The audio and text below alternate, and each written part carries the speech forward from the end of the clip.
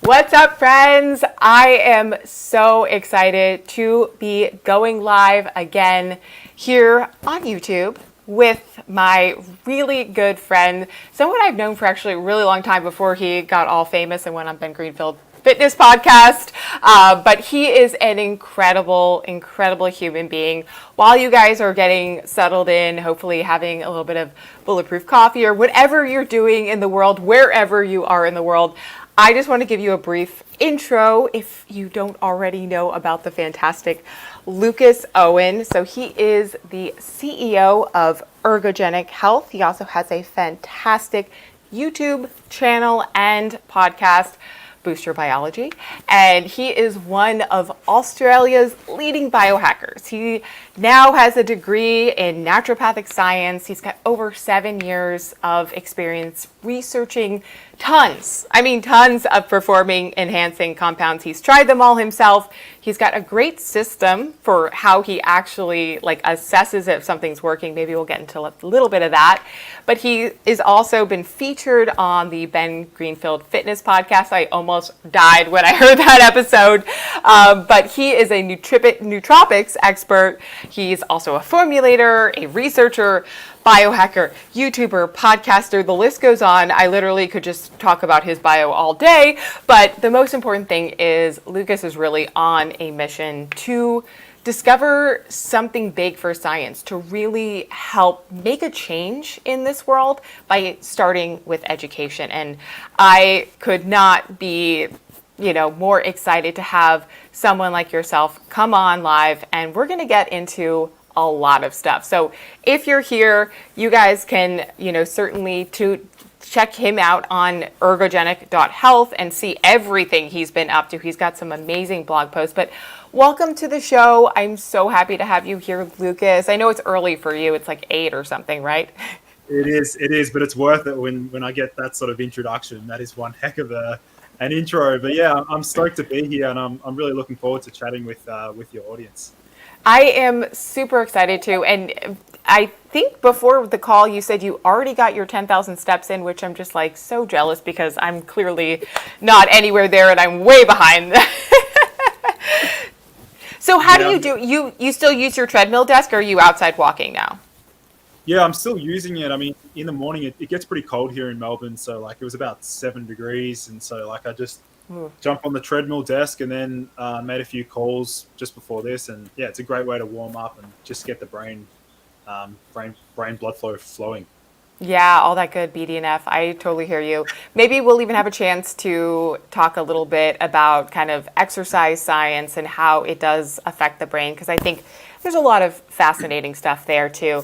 But for the purpose of this particular YouTube live, because I know we only have an hour together and there's so much to cover, but I kind of want to go topic by topic. So some of the stuff that you are just brilliantly well spoken in is nootropics, obviously, that's kind of your bread and butter. I also want to get into a little bit of the muscle and longevity space, so muscle building compounds, longevity supplements, all of that.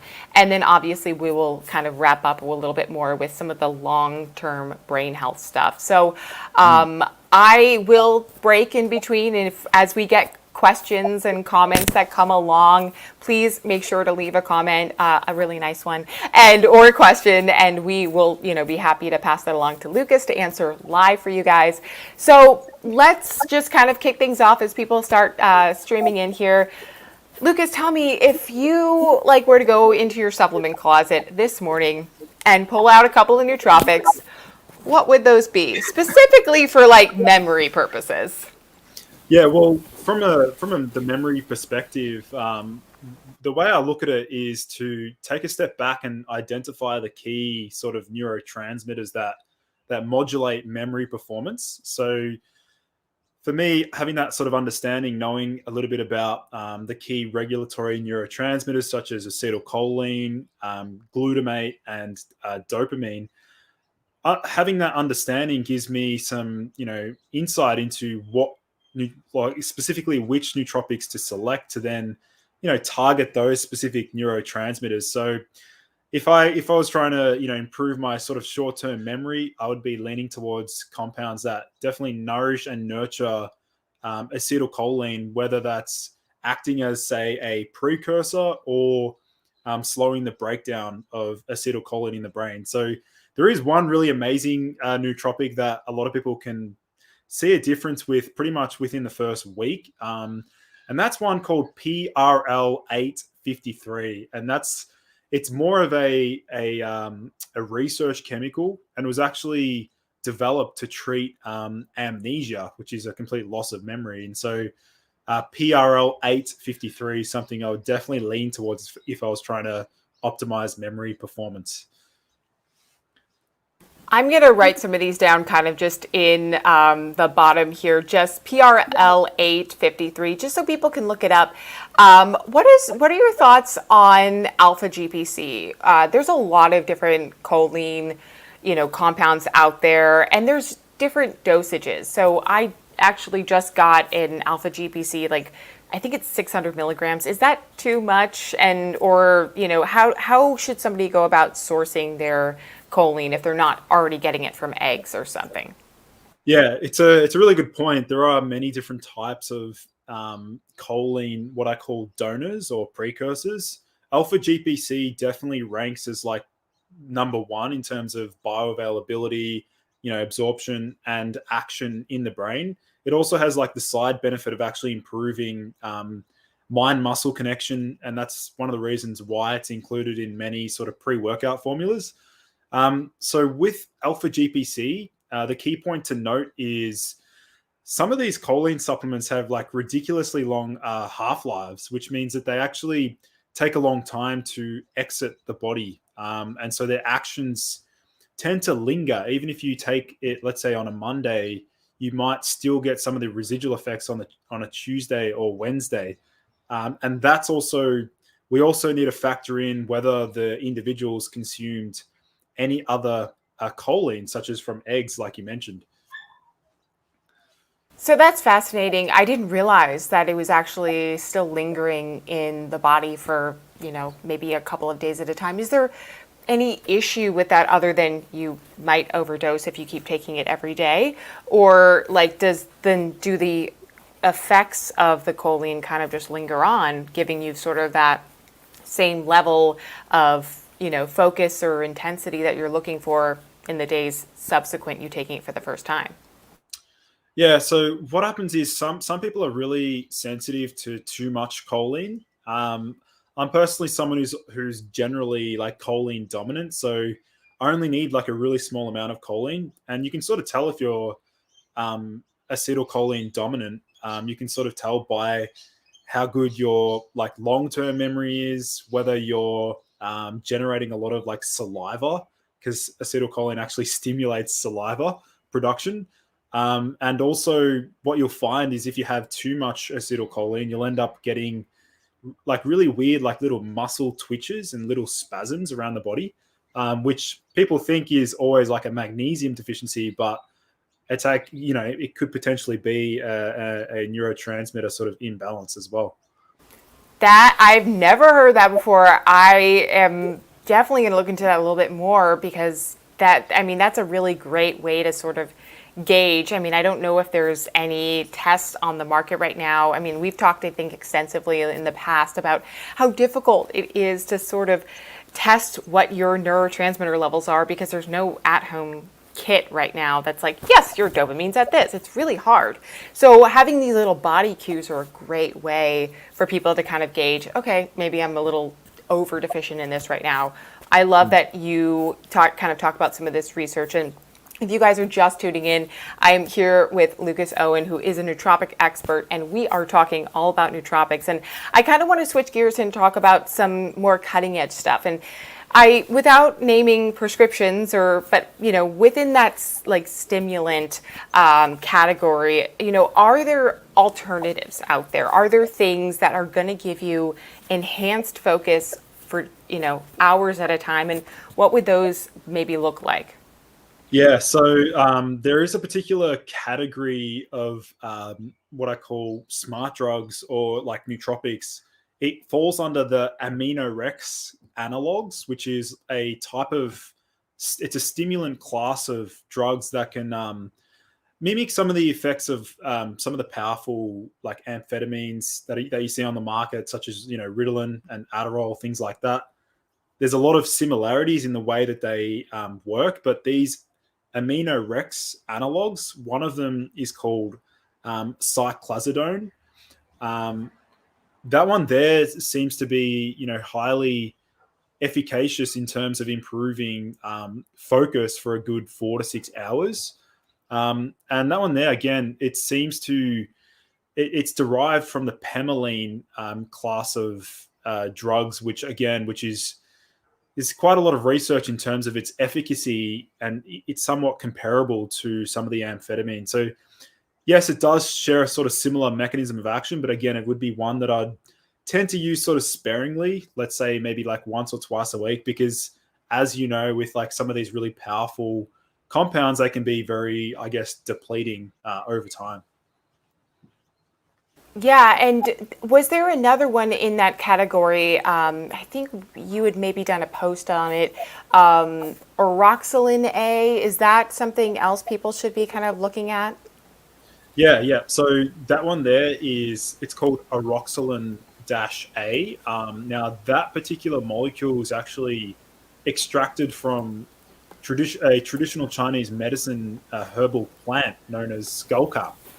And skullcap traditionally, ironically, was actually used for anxiety and nervousness and nervous tension and things like that. But what they've discovered is that this Oroxalin A derived from skullcap appears to possess DRI properties, which is it's a mild dopamine reuptake inhibitor, which means that it can maintain the actions of dopamine for longer periods of time in the brain, which is going to be really good for sustained attention, really good for focus, really good for learning and memory.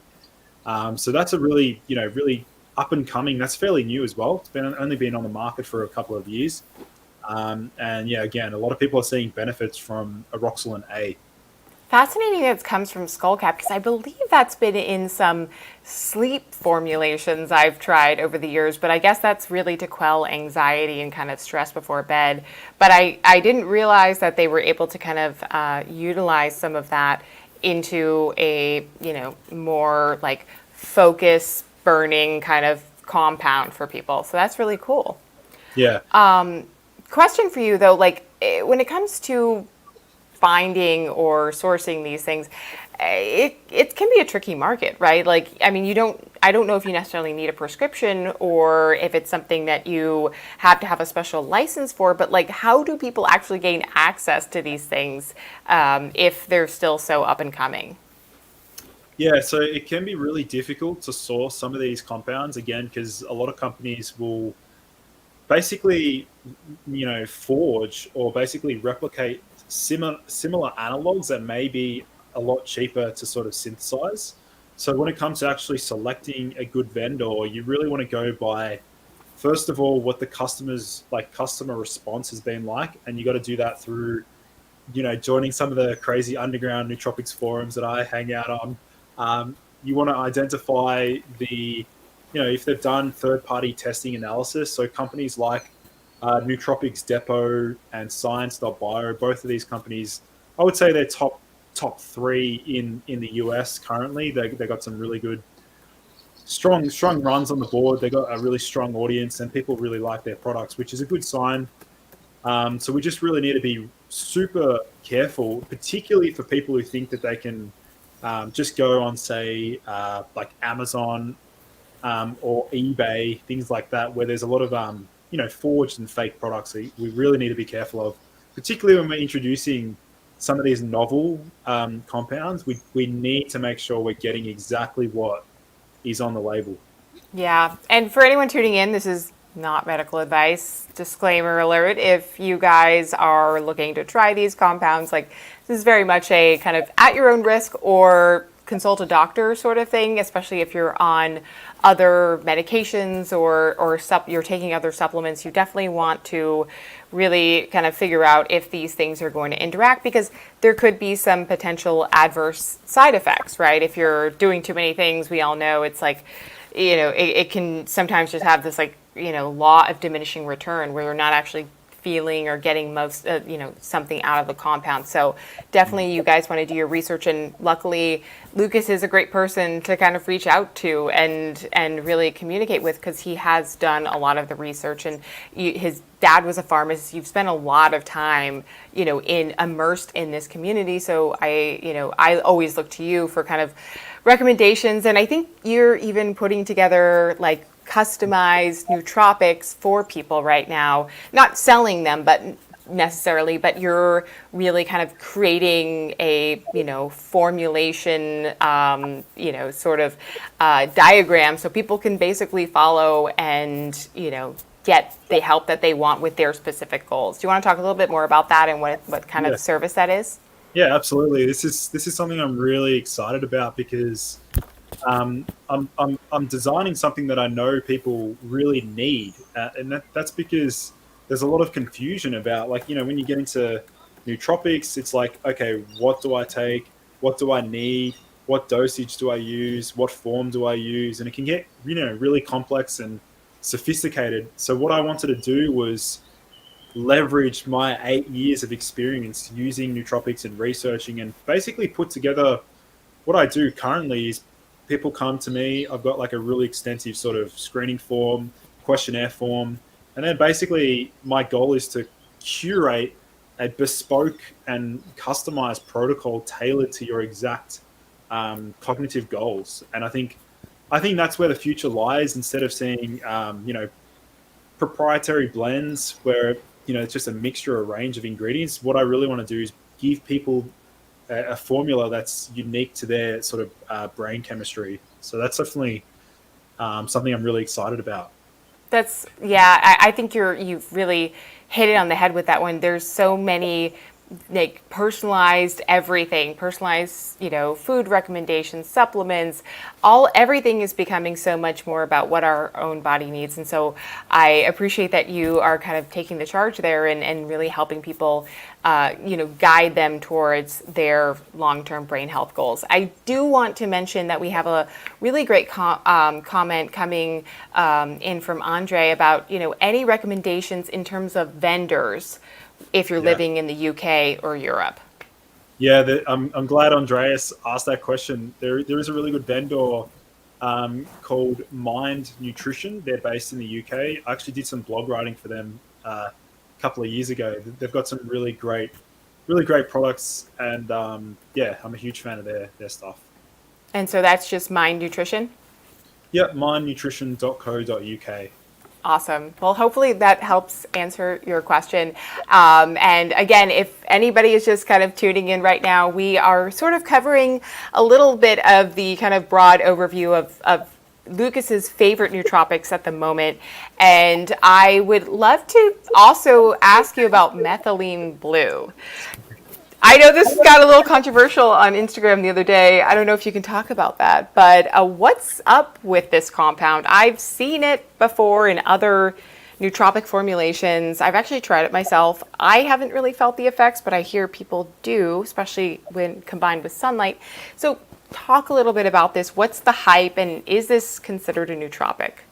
Yeah. Well, first of all, one really interesting fact is that methylene blue is the very first synthetic drug ever developed. And it was originally developed to treat malaria and something called methylhemoglobinemia. But first of all, when we're looking at methylene blue from a nootropic and cognitive enhancement perspective, if we dive deep into some of the literature in terms of, like, if we literally go on PubMed and type in methylene blue memory, methylene blue cognition, and have a look at how many articles there are in terms of methylene blue improving spatial memory, working memory, contextual memory, different types of memory models, it just performs so well, almost on par with, say, nicotine. I mean, nicotine has heaps of research for improving memory, but methylene blue is quite similar in that regard.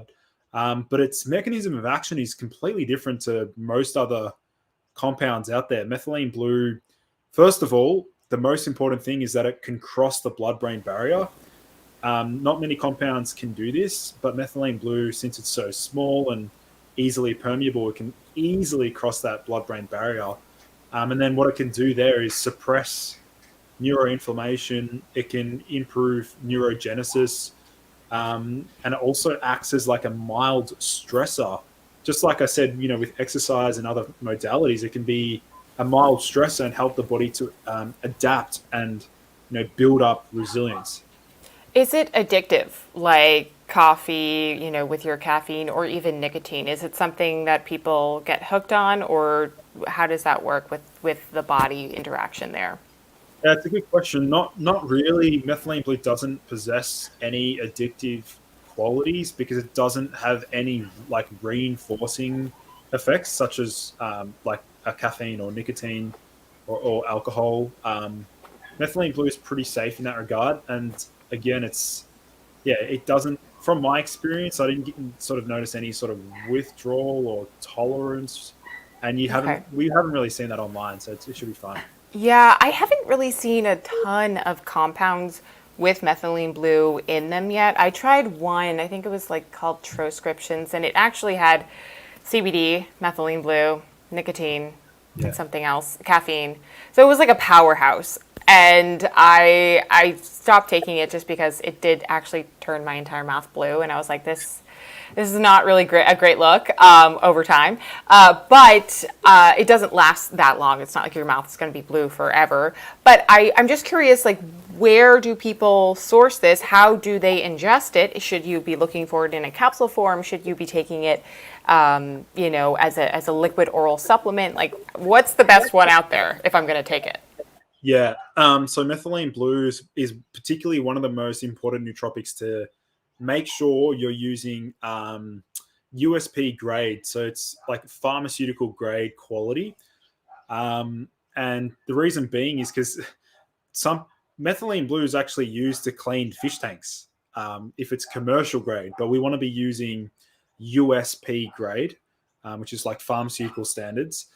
And so, in terms of sourcing, I mean, that company that I mentioned before, Science Bio, they do sell a methylene blue in liquid form at a low dose because, again, the sort of dosage ranges we want to use for methylene blue is super low. In fact, you'll see a lot of recommendations online talking about, let's say, 1 to 10 milligrams per serve. In my opinion, that is far too much and can become too serotonin boosting at that sort of dose, and that can sort of not feel great. Interesting. Yeah, I'm still really curious about this compound, and I'm sort of like curcumin was a couple of years ago. I'm like kind of just like sitting back, like, okay, I want to see some more. I know there's a lot of research, but I kind of want to see where companies go with this because I do think that there could be a potential like explosion of methylene blue products down the line, as long as people sort of figure out a way to like get rid of the blue that sort of stains your mouth. Does the liquid one stain your mouth as much? Because I was taking it was almost like a capsule. That was the nootropics one, and you actually were supposed to, I think, leave it in your gums for a couple minutes. That was also probably for like the absorption of nicotine and caffeine as well. But yeah, I hope that they come out with a more strategic way to like clean up the blue once you've actually had the effects. Yeah, well, you've had too much methylene blue when also your urine turns blue as well. There's a slight Oh, that's a side effect. Okay, well, definitely something to keep on our radar. But if you guys are just tuning in, this is a great time because we are about to switch gears a little bit because you are also like such a wizard when it comes to longevity supplements and muscle building compounds. And we've actually talked offline a bunch about peptides. So let's kind of dive into sort of the, like darling of the peptide world, which I would consider BPC-157. And, what should people really be thinking about before they, begin peptide treatments? Whether orally, or obviously, through going to a doctor and actually getting the injection of the peptide. Yeah. So first of all, BPC-157 is perhaps one of my favorite peptides at the moment. As you guys know me, I'm always on the hunt for the next big thing. But like this one here, it's phenomenal, and I actually used some last night personally. So BPC-157 originally sort of caught my attention due to the fact that it's something that can heal the gut. And it's always, everyone's talking about leaky gut or intestinal hyperpermeability, and all disease begins in the gut, quoting Hippocrates. And so, BPC being an oral bioavailable peptide, meaning that we don't have to inject it to get a lot of the benefits systemically, is awesome because, again, a lot of people, first of all, don't like to inject things. And so the demand for a peptide that's oral, there's a huge demand for that. So in terms of what people should consider before like peptide treatment, I guess it comes back to understanding what their key goals are, and also understanding, well, hey, maybe there's similar compounds that can work synergistically with the particular peptide, or we also need to understand the potential, dosages, side effects, and frequency and things like that. Have you done, and I mean, I hope this is not like a medical question, but have you done any like peptide injections? I know Ben talks about this a lot on his channel, and I just was curious if A, you've experienced it, and B, if you know like where people should even start, because I take it a lot of doctors don't, traditional, Western medicine doctors don't necessarily do this in clinic. And so you really have to kind of, outsource or go, travel somewhere to get these things done. And so just would love to hear your thoughts a little bit on that. Yeah, first of all, I haven't injected any peptides yet, but I do plan on using something called cerebrolysin, which is it's a really powerful neurogenic peptide formula. It's crazy because if you look at Russia and the Ukraine, it's easily dispensed over the counter in pharmacies, whereas it's just commonly used for literally like autism, ADHD, brain toxicity, neurasthenia. They're literally using it just like we would use. What's our equivalent here? It'd be Like I don't know. Advil, like something that's gonna like quell inflammation, like something that's so over the counter that everyone just like is like, oh yeah, just pop an Advil. Just pop a peptide, no big deal, guys. Calm down.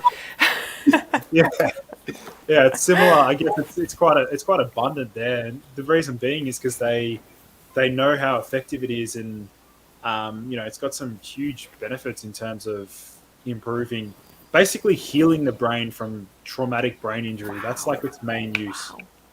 How long have they been using it for? Just curious. Like, is this relatively been around for a while, or is this something recent?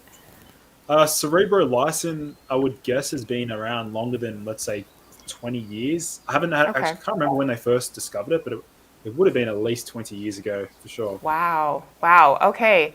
But this stuff is like not available in the US over the counter. So, yeah. So, okay. I guess I'll be planning a trip to Russia soon. I would love to talk about some up and coming longevity supplements because I know you have a ton, and maybe you could just kind of give us a brief highlight of like, what should you be looking for when it comes, and what does that even mean? Like, what's in a longevity supplement that's really going to help? Like, is this extending your telomeres? Is the, like, what kind of data points are we looking for when it comes to helping with your biological age or, longevity? Yeah, it's a really fun topic because when we look at longevity, the whole purpose of any supplement that's going to improve longevity essentially will do certain things in terms of like meeting the criteria for extending lifespan. Number one, the compound has to have some degree of antioxidant capacity, because we know that part of the aging, what accelerates aging, is free radical exposure, which damages tissues and things like that. But then also we're looking for a compound or a supplement that can activate the AMP-K pathway. The AMP-K pathway is stimulated through fasting and also exercise. And so certain compounds like spermidine, metformin, berberine, resveratrol, all of these compounds actually stimulate the AMPK pathway, which is a sensory mechanism to sort of, it's a response based on the energy supply versus energy demand by the body, which is, again, something that, we've seen huge benefits, particularly with spermidine as well. I've actually tried some of that, and you don't really notice the effects. And I think that's a very important thing to make clear to people before they buy this. I even in listening to podcasts, and I did my research before I bought it, there's this whole idea that it's almost like fasting without fasting. But can you actually test these things at home? How do you quantify that, Lucas? I've often struggled with purchasing supplements and then being like, I don't feel it. I guess it's not working. How do you know these things are working? Well, first of all, you have to check back in when you reach 100 to find out if if it has. I mean, naturally, yeah. We'll redo this one, and we'll look exactly the same. Maybe you'll have the beard, maybe you won't. I don't know. Well, yeah. I mean, when it comes to like quantifying longevity supplements, well, the best thing we can do here is to what we can do is we can start to check in on some of the basic blood test panel. Like we can have a look at maybe has there been a change in C-reactive protein, which is a marker of inflammation? Has there been a shift in homocysteine? Has there been a change in fasting glucose, ketones? Like we can use some parameters, but again, like things like spermidine, you're not really going to see any acute effect. It's more on a cellular level, improving mitochondrial function. Yeah, I haven't tested it on my ketones yet, but I was thinking about that potentially as just kind of, an easy marker that you can do at home just to see like, okay, if I'm in this fasted state, are my ketone levels elevated? They might not be, but yeah, I definitely am going to look into that. Now, in terms of pre-workout, like I know you go hard at the gym. I'm sure you're drinking a pre-workout as we speak, or maybe coffee. But tell me what's like been some stuff that you've experimented with that's like not what you're going to find in your GNC or local, something that's like a little bit more secretive or special. I'd love to hear what that looks like. Well, there's something that's hopefully going to be released fairly soon.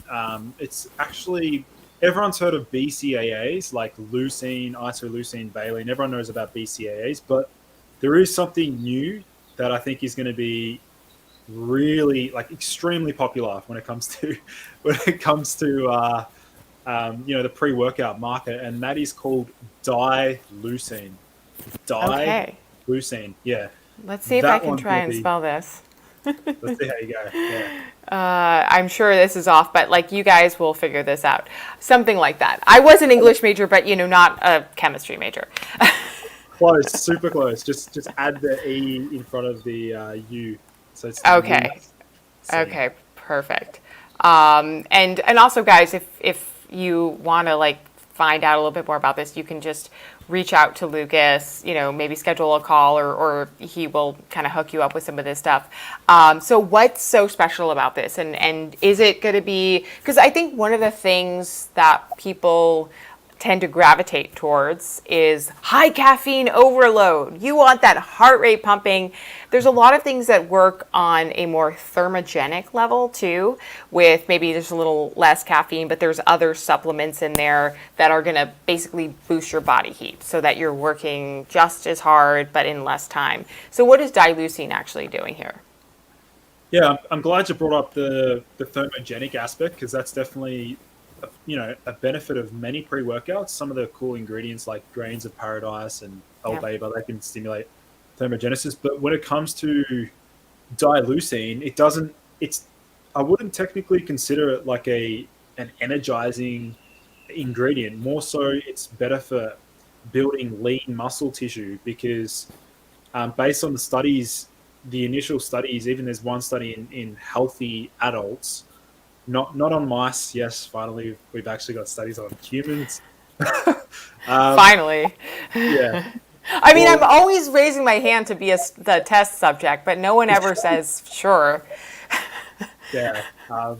With dileucine, it seems to be unique because it can stimulate muscle protein synthesis like 42% more strong, like stronger than just leucine. And everyone's trying to pack a lot of leucine in their protein powders, and everyone's like crazy about leucine because it's the most stimulatory on protein synthesis. But dileucine, it's an up and coming. It's a peptide. It's basically two leucine molecules bound together. Just really cool. That's awesome. And where do you find this now? Is this going to be in like prepackaged like formulas, or are you going to be able to source this and add it to your own? Well, it's commercially not even available Cool. right now. All right. Sorry, guys. This is what I love about Lucas. Every time I call him up, and this is very much just like me just having an excuse to hang out with you because I love hearing he's always like, oh, it's not available though. Like I have a sample in my basement, but in 5 years. But this is great because we're going to hear about it first. So I know I'm just breaking your, whatever I don't know. I'm just, Yeah. So That's cool. That's cool. No, that's what I love. That's what I love doing. I like to try and spot things that are gonna trend, and that's why I'm even working in the background on my own ingredient that I'm gonna be releasing in the future. But that's pretty long way off. We have to do studies and stuff, but that's going to be amazing for the energy and focus and the gaming sort of market. That's going to be like a really exciting ingredient. I love how you just mentioned the gaming market. Like there's people that actually take nootropics for gaming. Yeah, esports. Yeah. Okay, interesting. Cool. Well, let's, as we're kind of coming up on, I think it's about, 15 minutes or so, just want to welcome anybody who's new here, or if you've been watching the whole time, love you. Let's switch gears one more time and talk about some long-term brain health stuff. This is really where a lot of your educational content shines because you've got a great way of really talking about neurogenesis, and I'm going to ask you to actually kind of be very explicit in explaining what that means, and some compounds that actually help boost it. So before we get to the compounds, let's just talk a little bit about what is neurogenesis and how, we hear a lot of these, sort of buzz terms, neurogenesis, neuroplasticity. Can you maybe just give us a high level overview of what these things mean for the everyday consumer? Yeah, so if we sort of break down the difference between, I guess, that term neurogenesis and neuroplasticity essentially is referring to the brain's lifelong capacity to change and sort of rewire itself in response to some sort of stimulation. Whereas if we're looking at, say, neurogenesis, we're looking at the actual creation and the spawning of new neurons or new connections between neurons in the brain. So that's sort of the key difference there. If we think about neuroplasticity, it's almost like being able to, form connections between previously learned concepts and sort of apply them to our current situation. That's sort of the best way to look at the difference between the two. Are there compounds that you recommend for one or the other? I know we're going to get into a little bit about the neurogenesis, but in terms of creating more neuroplasticity, is that just something you would get from regular exercise, meditation? There's a lot of free things you guys can do to basically help with that. But just curious if you also have any compounds too. Yeah, so neuroplasticity we can definitely stimulate through even learning a new instrument, meditation, like you said, exercise. From the neurogenesis aspect, there is one compound that can directly stimulate and boost neurogenesis, and that one there is called NSI 189. And that stands for Neural Stem Inc., Neural Stem Incorporated.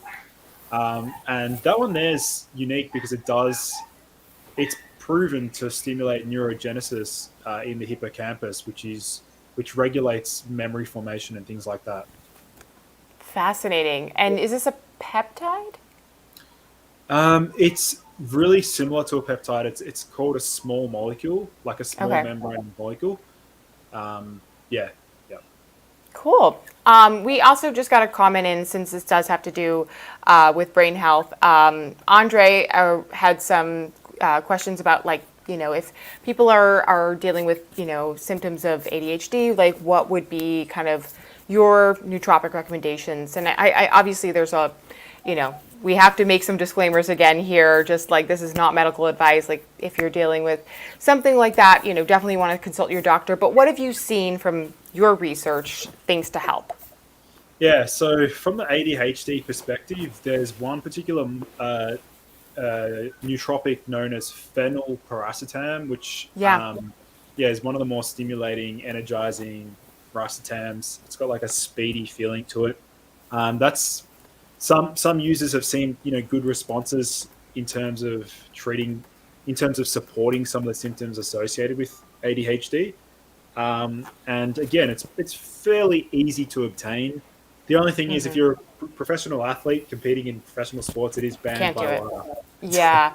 The other thing too, like I went down the racetam rabbit hole a couple of years ago, and I realized very quickly that if you're not having an adequate choline kind of to supplement your racetam intake, like your racetam is eating up all the choline.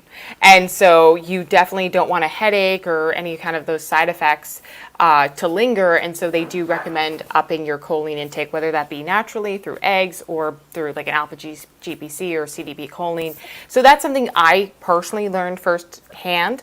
What would be your, and this is also, sorry to like just throw this question out here, but what would be your recommendation for like on and off in terms of like, hey, I want to feel this way every day, or like, a couple times a day. How often should you be cycling through these different supplements?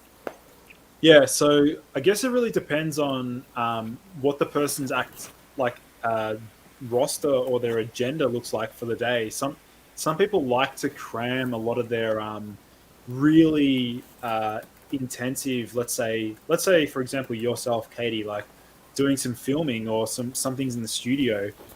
Maybe on those days you'd want to use a different type of stack, to whereas if you were to sit down, maybe do some editing or reply to emails, like there's sort of a different requirement there, if you know what I mean, like a different Yeah. part of your brain you need.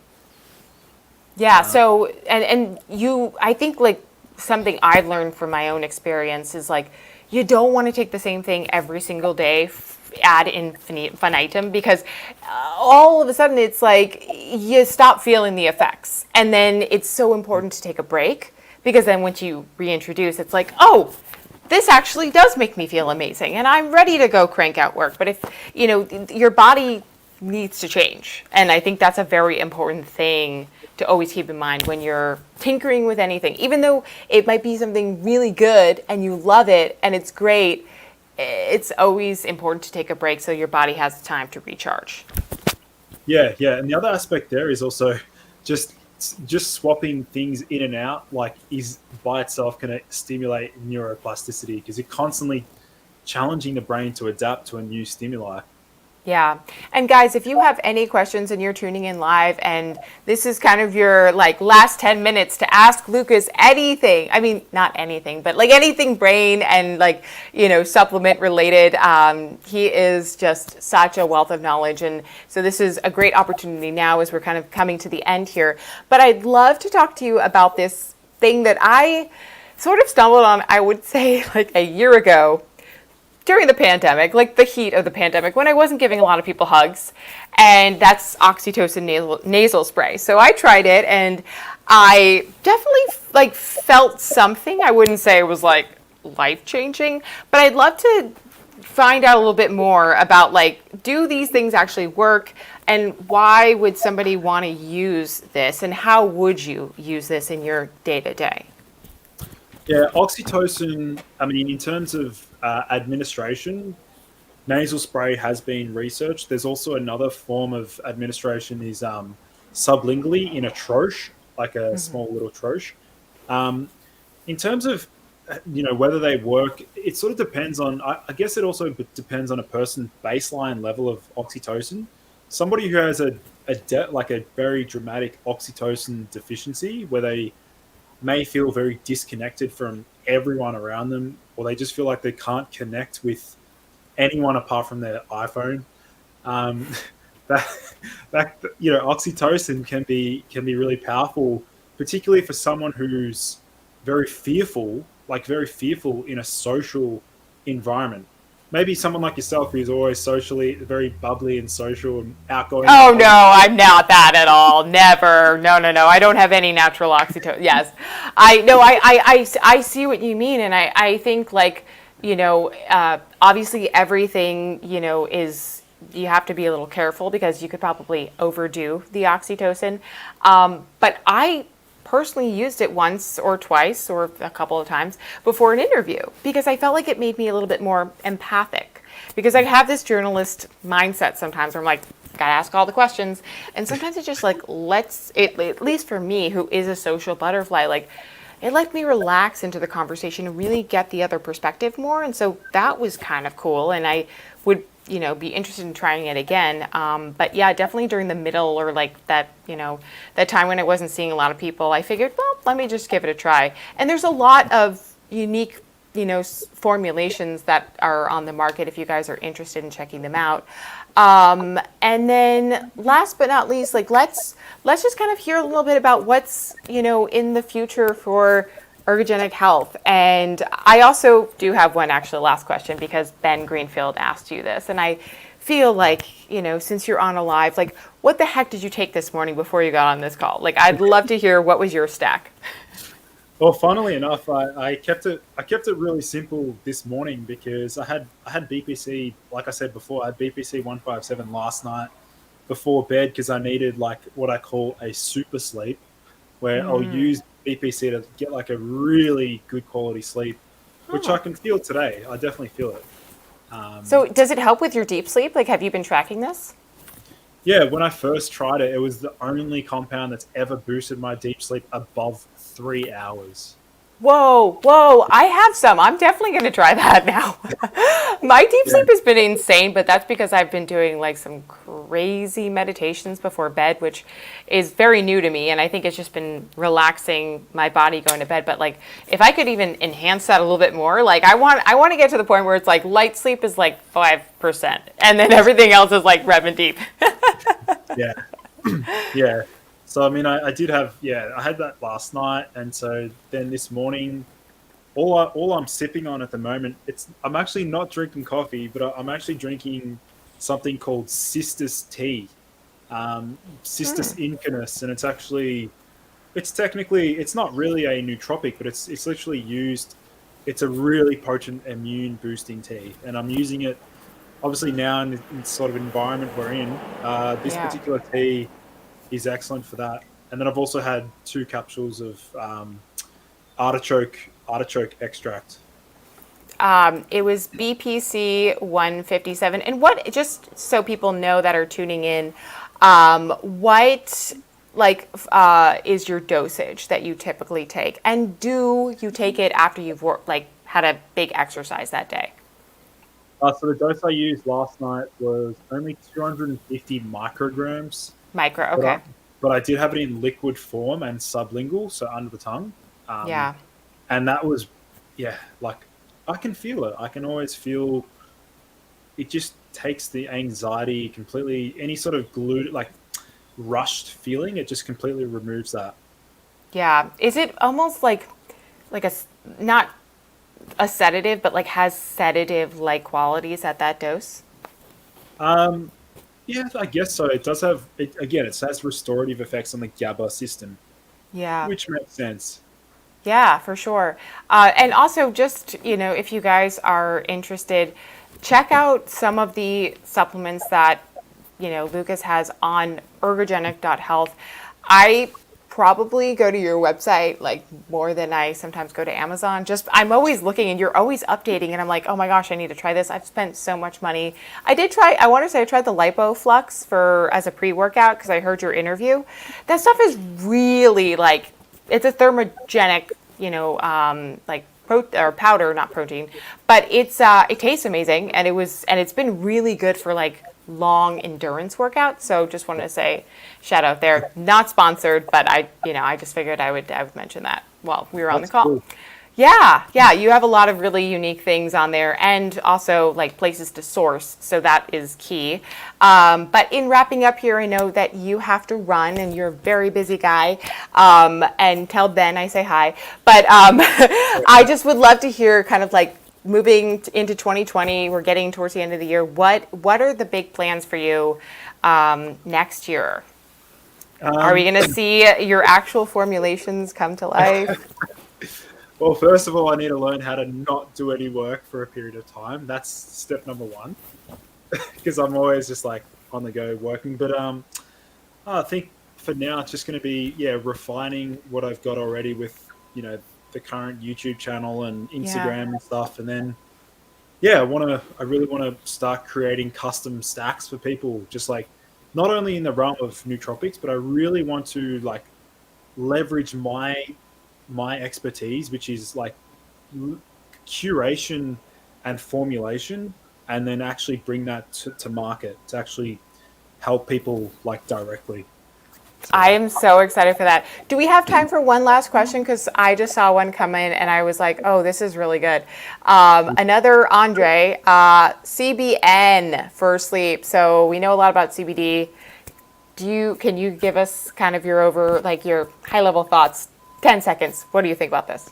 CBN, I personally haven't researched, but I literally just finished filming a video on CBDV. Okay. CBDV. There's so many now. It's kind of hard to keep up. Yeah. So sorry, Andre, we'll try. This is great though. This is fodder for looking, more research for you to, do a video, do more research, and then kind of maybe talk about on your Instagram channel. He has an amazing Instagram.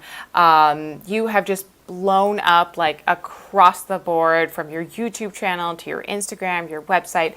I'm so honored to call you a friend and to have this opportunity here. I'm ecstatic to see where you take things, and you better let me know when your formulations actually come out, because I've been bugging you for like a whole year now. I'm like, hey, is it coming out yet? Hey, because I know it's going to be so good. Like if it has your name on it, it's going to be fantastic. So thank you guys so much for tuning in for this live session.